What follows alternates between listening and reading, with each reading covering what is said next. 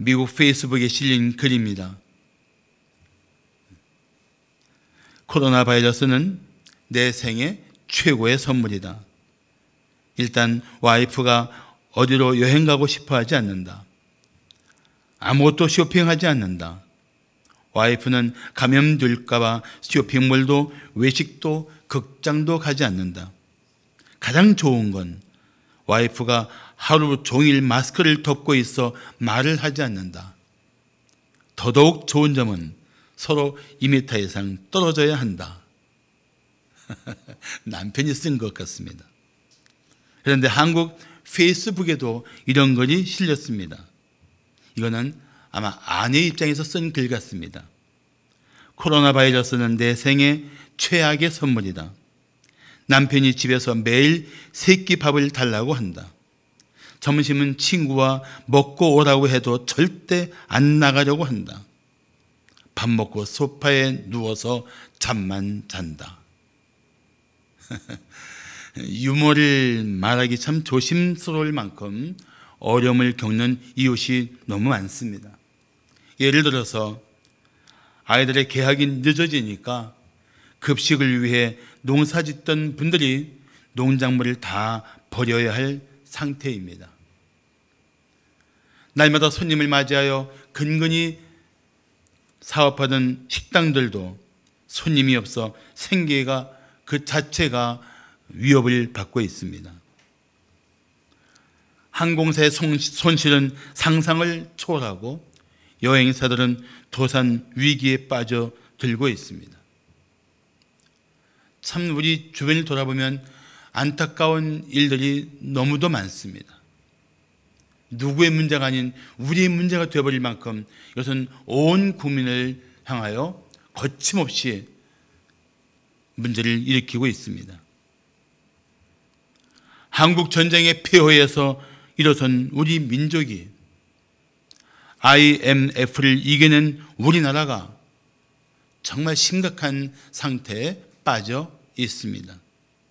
그런데 일반 경제 불황과 달리 전염병에 의한 것이라 이웃과의 접촉도 두려워하고 있습니다. 이웃과 단절된 상태로 생존하는 것이 얼마나 힘겨운 것인지 우리는 절감하고 있습니다. 그래서 우리는 이런 상황에서 이웃을 돌보고 섬기는 교회로 다시 회복해야 할 때라고 생각합니다. 그런 교회가 되려면 우리는 예수님께서 친히 말씀하신 선한 사마리아 사람의 마음을 가져야 할 것입니다. 자, 우리가 회복해야 할 선한 사마리아 사람의 마음은 어떤 것일까요? 첫째, 이웃의 고통을 너그럽게 돌아보는 마음입니다. 선한 사마리아 사람의 마음, 그것은 이웃의 고통을 너그럽게 돌아보는 마음입니다. 예수님께서 이 선한 사마리아 사람의 이야기를 하실 때 비유라는 표현을 하지 않으신 것은 이 이야기가 실화라는 의미입니다. 그렇다면 이미 이 이야기를 들은 사람들이 있을 것입니다. 거기에 적나라하게 나타난 대제사장과 레위인의 이야기는 뜻있는 사람들의 분노를 샀을 것입니다. 왜냐하면 강도를 만나 죽어가는 사람을 방치한 것은 어떤 이유로도 이해할 수 없었기 때문입니다. 오늘 보면 30절을 보십시오. 예수께서 이르시되 어떤 사람이 예루살렘에서 여리고로 내려가다가 강도를 만나매 강도들이 그 옷을 벗기고 때려 거의 죽은 것을 버리고 갔다고 말씀하고 있습니다. 거의 죽은 것, 이것은 다시 말하면 누군가 돌보지 않으면, 응급조치를 하지 않으면 곧 죽을 수밖에 없을 만큼 매우 심각한 상태라는 뜻입니다. 그런데 다른 사람도 아닌 사마리아 사람이 그 죽어가는 사람을 돌보았습니다.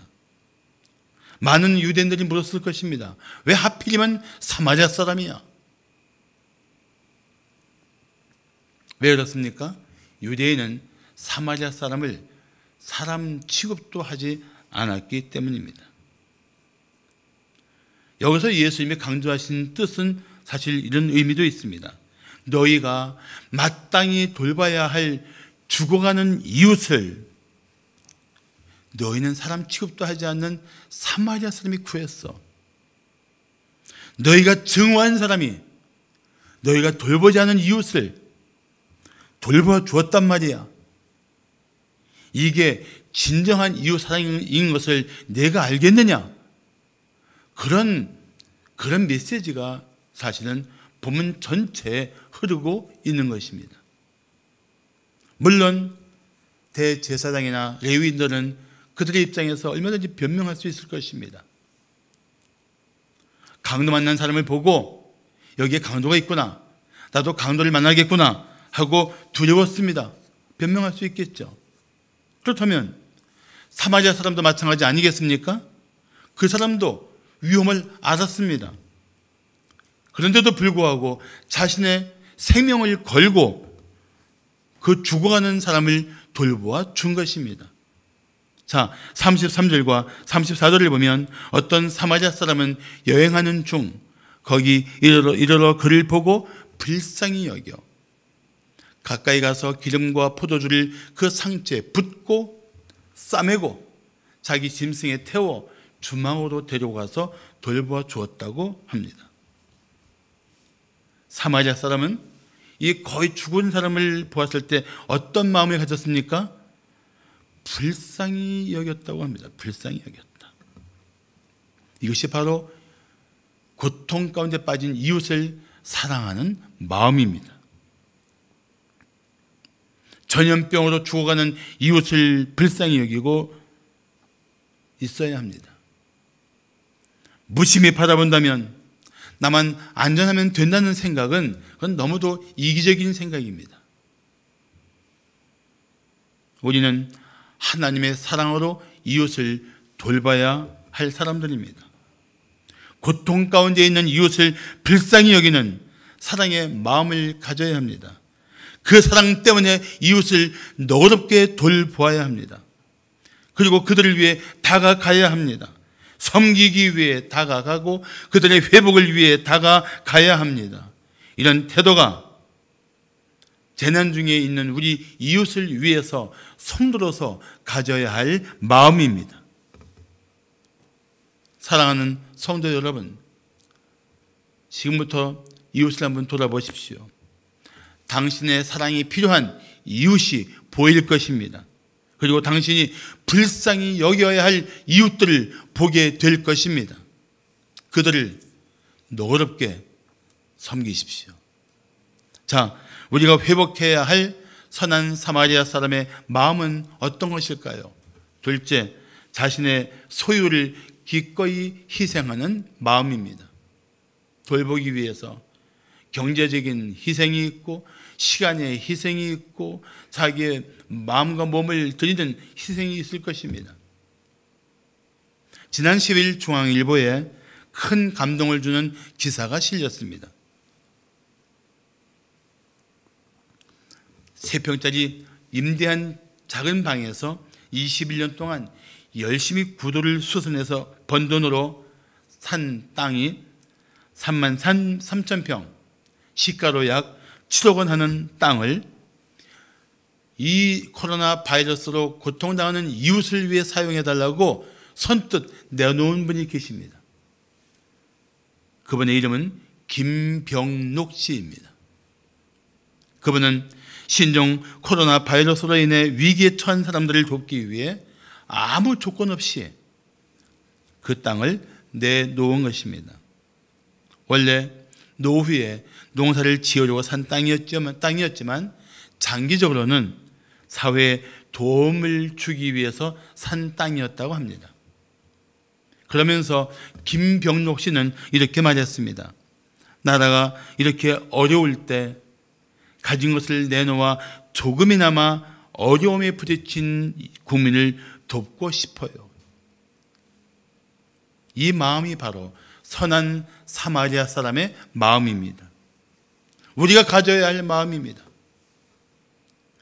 그래서 저는 김병록 씨가 예수님을 믿는 사람이기를 바랍니다. 이제 고인이 된 대제사 수녀는 이런 말을 했습니다. 하나님은 우리에게 나누어 줄 것을 주시지 붙잡고 있을 것을 주시지 않는다. 우리가 받은 모든 것들은 하나님의 뜻을 따라서 사용하도록 맡기신 것이고, 가지고 있는 것들 중에 이웃을 위해서 내어놓을 수 있는 것들을 하나님께서 주셨다는 생각으로 그는 평생 나누고 베풀었던 것입니다. 맞습니다. 지금은 서로 나누고 섬겨야 할 때입니다. 그런데도 이런 상황에서 마스크를 사서 폭리를 취하고 떼돈을 벌려는 사람들도 있습니다. 참 남의 고통을 통해서 욕심을 채우려는 그 사람들이 너무나 안타깝습니다.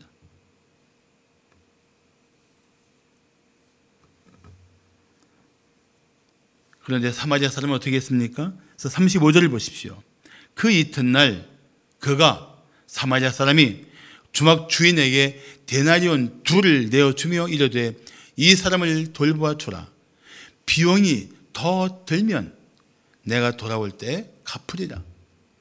한 데나리온은 건강한 남자의 하루 일당입니다. 2 데나리온이면은 이틀치 일당이에요. 어쩌면 이 사람의 여비 전부 있을 수도 있을 만큼 결코 작지 않은 돈이었습니다. 생면부지의 사람을 위해서, 단지 죽어가는 그 위독한 상태에 있다는 그 이유 때문에, 그리고 그 영혼을 사랑하는 마음 때문에 그는 최선을 다합니다. 그 돈을 주면 당장 자기가 불편할 수도 있겠지만 그는 강도 맞는 사람이 워낙 중상을 입었기 때문에 적당히 맡길 수가 없어서 가진 것을 다 주고 부족하면 다시 와서 계산해 주겠다고까지 약속을 합니다. 이런 마음이 자신의 희생을 기꺼이 감당하면서 이웃을 사랑하는 사마리아 사람의 마음인 것입니다. 지금은 우리가 이런 마음으로 이웃을 돌보아야 합니다. 이 희생이야말로 진정한 사랑의 증거입니다. 에이미 카마이클 선교사는 그가 선교지를 찾아가 그곳에 있는 원주민들을 섬기면서 중요한 사실을 깨달았습니다.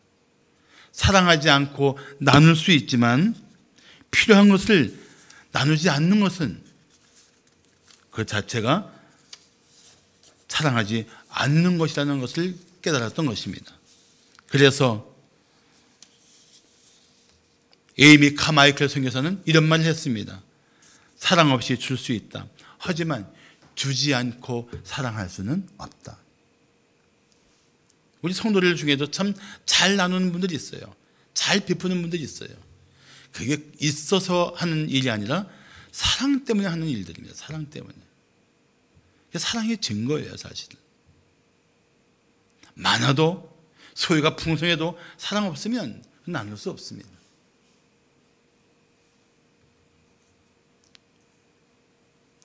사랑하는 성도 여러분, 지금은 우리가 사랑하는 마음으로 이웃을 위해 자신의 소유를 나눌 때입니다.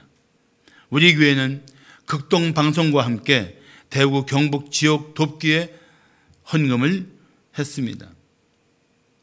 그렇지만 이제 다시 한번 우리 성도들이 구제 헌금을 한다면 고통당하는 이웃들을 위해서 나누고 싶습니다. 말이 아닌 삶이 우리 가운데 사랑의 증거로 나타나기를 간절히 바랍니다. 요한일서 3장 18절을 말씀하기를 자녀들아 우리가 말과 혀로만 하지 말고 행함과 진실함으로 하자. 사랑에 행함이 없을 수 있고 사랑한다면서 진실하지 않을 수 있지만 우리는 그리스도인은 하나님의 사랑으로 예수님의 은혜로 구원받은 우리는 행함과 진실함으로 이웃들을 사랑해야 마땅합니다. 형제끼리 사랑해야 마땅합니다. 우리에게는 그런 사랑이 필요합니다. 마지막으로 우리가 회복해야 할 선한 사마리아 사람의 마음은 어떤 것일까요? 셋째, 이웃의 회복을 최대한 힘쓰는 마음입니다. 회복을 최대한 힘쓴다. 오늘 본문은 예수님께 질문한 율법 교사 때문에 드러난 이야기입니다. 율법 교사는 처음에는 예수님을 시험하려고 내가 무엇을 하여야 영생을 얻으리까라고 묻습니다. 사실은 잘못된 질문이에요. 행위로 구원받을 수 없기 때문에 이 질문은 잘못된 것입니다. 그래도 예수님께서는 그에게 말씀하십니다. 율법에 뭐라고 기록되었느냐 물으시니까 대답은 넙죽잘합니다. 하나님을 사랑하고 이웃을 사랑하라고 합니다. 그래서 예수님께서 그 대답이 옳다고 인정하시자 그가 우쭐해서 또 한 번 묻습니다. 그 사람이 자기를 옳게 보이려고 예수께 여짜오되 그러면 내 이웃이 누구니까? 그래서 예수님이 그의 이웃이 누구인지를 말씀해 주신 것이 오늘 본문입니다. 자, 다시 본문으로 돌아가서 사마리아 사람의 이야기를 한번 들어보실까요? 35절을 보십시오. 그 이튿날 그가 주막 주인에게 데나리온 둘을 내어주며 이르되 이 사람을 돌보아 주라. 비용이 더 들면 내가 돌아올 때 갚으리라. 비용이 더 들면 내가 반드시 다시 돌아와서 그 더 든 만큼 갚아주겠다는 약속을 하고 있습니다. 그는 강도 맞는 사람을 맡기고 그냥 떠나가지 않았습니다. 그가 그냥 떠나갔다고 해도 사실은 강도 맞는 사람에게는 두고두고 마음에 새길 은인입니다. 그가 거기서 그냥 다시는 나타나지 않았다고 해서 그를 힐난할 사람은 아무도 없습니다. 그럴 자격을 갖춘 사람은 없습니다. 그런데도 뜻밖의 그는 이렇게 말한 것입니다. 주인장, 이 사람을 돌보아 주세요. 비용이 더 들면 내가 돌아올 때 반드시 갚겠습니다. 사마리아 사람은 이 강도 맞는 사람의 회복을 위해서 끝까지 최선을 다하고 있는 것입니다. 이런 마음이 오늘을 사는 우리가 회복해야 할 선한 사마리아 사람의 마음이라는 것입니다. 강도 맞는 사람은 누군가에게는 짐이 되었을 것입니다. 누군가에는 피해야 할 존재였을 것입니다. 누군가에게는 돈을 뺏기 위한 수단이었을 것입니다. 그런데 선한 사마리아 사람에게는 불쌍히 여기고 끝까지 돌봐야 할 이웃이었던 것입니다. 그래서 그는 그가 사랑으로 섬겨야 할 대상이었다고 판단하고 끝까지 최선을 다하고 있습니다. 이 말씀을 마치고 이제 오히려 예수님께서 율법 교사에게 물으십니다. 네 생각에는 이 세 사람 중에 누가 강도 맞는 자의 이웃이 되겠느냐? 그때 그는 대답합니다. 이르되 자비를 베푼 자니이다. 그러자 예수님께서 그에게 명령하십니다. 예수께서 이르시되 가서 너도 이와 같이 하라. 가서 너도 이와 같이 하라. 선한 사마리아 사람처럼 살아라. 누가 내 이웃이냐 묻지 말고 내가 고통당하는 이웃들의 이웃이 되어 주어라. 네가 하라. 네가 해야 돼. 그 말씀하신 거예요. 그러면 우리는 뭐라고 대답해야 됩니까? 예수님께 뭐라고 고백해야 됩니까? 예, 주님, 제가 하겠습니다. 제가 하겠습니다. 제가 하겠습니다.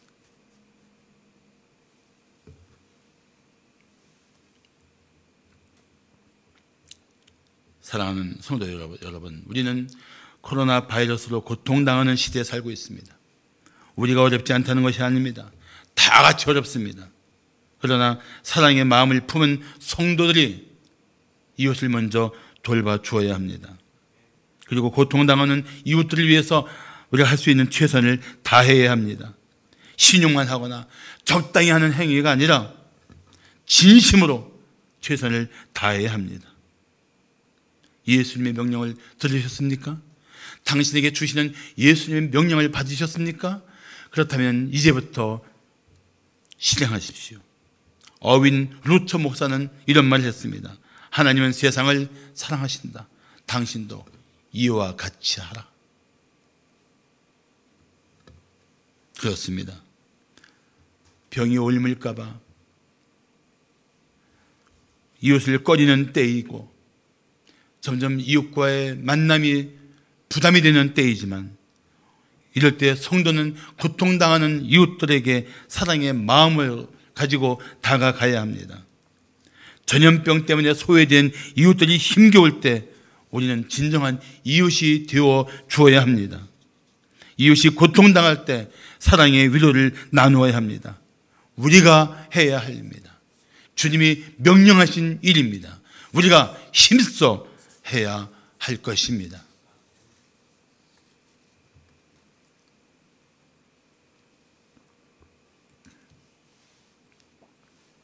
한 곤충학자가 자기 집 마당에서 개미를 연구하고 있었습니다. 그런데 실수로 개미 군락지 근처에서 낙엽에 불이 붙어서 화재가 났습니다.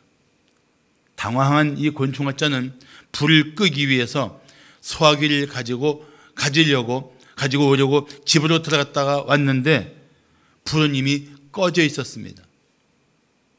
주변을 살펴보니 불 밑에 타 죽은 개미의 시체가 산더미처럼 쌓여 있었습니다. 혹시 개미들이 화재를 막기 위해 일부러 희생을 했나 싶어 학자는 다시 비슷한 조건으로 실험을 해봤습니다. 그랬더니 불을 발견한 첫 개미가 바로 뛰어들었고 이내 다른 개미들이 불을 발견하자마자 불 속으로 뛰어들었습니다. 다른 개미들을 보호하기 위해 희생을 무릅쓰고 불 속으로 뛰어든 것입니다. 이런 현상은 벌들에게도 종종 일어난다고 합니다. 수십 킬로미터 떨어진 곳에서도 정확히 벌집을 찾는 벌이지만 가끔씩 무리를 떠나서 혼자 죽는 벌들이 있습니다. 그 벌들을 자세히 조사해 보니까 대부분 세균에 감염되거나 다른 벌에게 옮을 수 있는 병에 걸린 상태였다고 합니다. 결국 다른 벌을 위해 스스로를 희생했던 것입니다. 개미와 벌은 본능으로 자기를 희생했습니다. 그런데 우리는 다릅니다. 우리는 예수를 믿은 후에 우리 안에 새로운 성품이 생겼습니다. 신적 성품에 참여하게 되었습니다. 그 성품의 뿌리는 한마디로 말하면 사랑입니다. 사랑. 개미와 벌과 달리 우리가 이웃을 위해 자신을 희생할 수 있는 이유는 사랑입니다. 이웃을 향한 사랑. 본능보다 더 숭고하고 더 존귀한 사랑 때문에 우리는 인간으로서 하나님의 형상을 따라 지음받은 이웃들을 위해 자신을 희생할 수 있는 삶을 살아야 한다는 것입니다.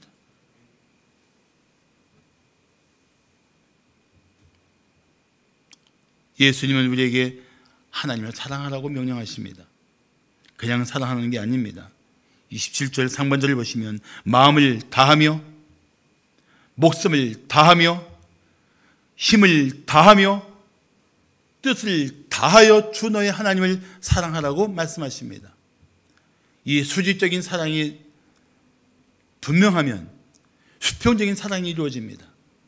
그래서 예수님은 다시 말씀하십니다. 내 이웃을 내 몸과 같이 사랑하라. 지금은 이웃을 잃어가면서 오직 생존을 위해 몸부림치는 시대입니다. 그러나 우리는 오히려 고통당하는 이웃에게 선한 사마리아 사람의 마음을 가지고 다가가야 합니다.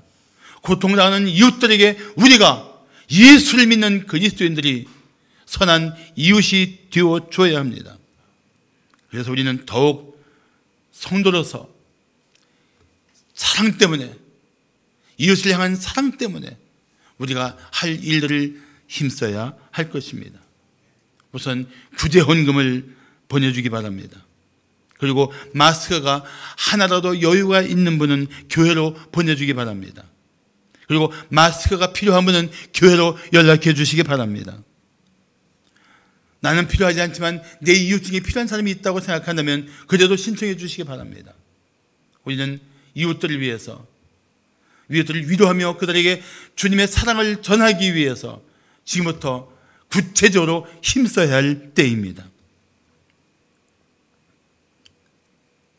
그래서 우리 안에 작은 것들이 모여서 이웃들을 향해서 큰 나눔이 된다면 하나님의 교회는 이웃들에게 위로를 베풀고 소망을 주는 교회로서 역할을 감당하게 될 것입니다. 이런 일들을 통해서 우리가 얼마나 하나님을 사랑하는지, 우리가 얼마나 이웃을 사랑하는지를 함께 회복하게 되는 은혜의 때가 되기를 바랍니다. 이 고통하는 시대에, 여기저기 사방에 신음소리가 들리는 이 시대에 우리가 교회다울 수 있는 회복, 사랑으로 다시 이 시대를 깨울 수 있는 은혜의 때가 우리 안에 회복될 줄로 믿습니다. 기도하겠습니다.